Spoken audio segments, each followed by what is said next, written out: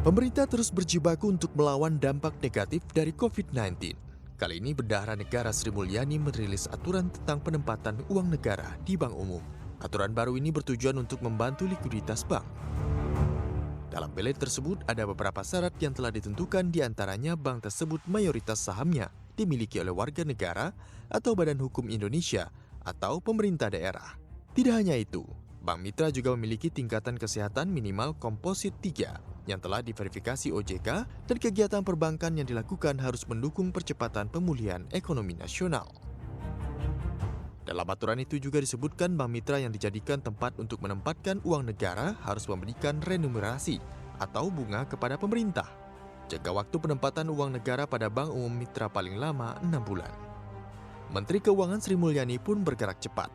4 bank Himbara, Bank Mandiri, BRI, BNI, dan BTN ditunjuk oleh pemerintah sebagai bank mitra untuk menampung dana dari pemerintah sebesar 30 triliun rupiah. Bank-bank BUMN akan ditugaskan untuk memberikan restrukturisasi dan subsidi bunga bagi masyarakat yang paling terdampak pandemi COVID-19, terutama sektor UMKM. Menteri Keuangan telah bersurat kepada Gubernur Bank Indonesia untuk menggunakan dana pemerintah yang memang ada di Bank Indonesia untuk kita pindahkan kepada Bank Umum Nasional. Tujuannya seperti Bapak Presiden tadi tekankan, khusus untuk mendorong ekonomi dan sektor real agar kembali pulih. Ini adalah agar bank segera dan terus mengakselerasi pemberian kredit dan berbagai upaya untuk pemulihan sektor real. Bank Himbara pun juga mengapresiasi kepercayaan penempatan dana dari pemerintah untuk dapat membantu likuiditas perbankan. Bank Himbara berkomitmen akan melakukan ekspansi terutama di sektor real. BRI saya sampaikan bahwa kita sudah punya rencana, berarti dalam 3 bulan kita harus tumbuh ataupun ekspansi.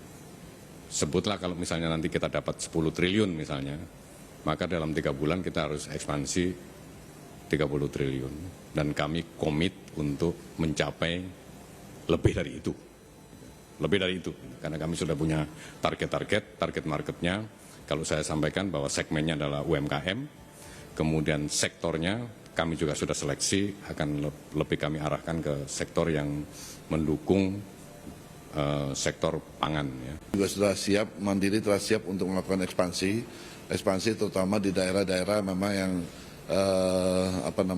yang punya kesempatan untuk diberikan pertumbuhan, terutama yang kami tuju adalah di daerah wisata yang akan segera mungkin akan dibuka, dan juga perdagangan dan sektor-sektor lain yang bisa menjadi tumpuan untuk supaya sektor UMKM itu bisa cepat pulih kembali. Kami dari BNI sudah menyiapkan bahwa paling tidak kita akan memberikan prioritas kepada yang padat karya dan tentunya sektor ekonomi yang memberi stimulan yang lebih cepat untuk pertumbuhan ekonomi, di samping saling mengisi irisan antara BRI, Mandiri, dan BTN. Sebagai bank yang memang fokusnya adalah kepada sektor perumahan, tentunya nanti seperti teman-teman yang lain yang tadi sudah menyampaikan bahwa komitmen kami dari dana yang ditempatkan akan melakukan ekspansi sampai dengan 3 kali dari jumlah yang ditempatkan di Bank BTN, dan fokus kami nanti 40% akan disalurkan tentunya kepada KPR bersubsidi.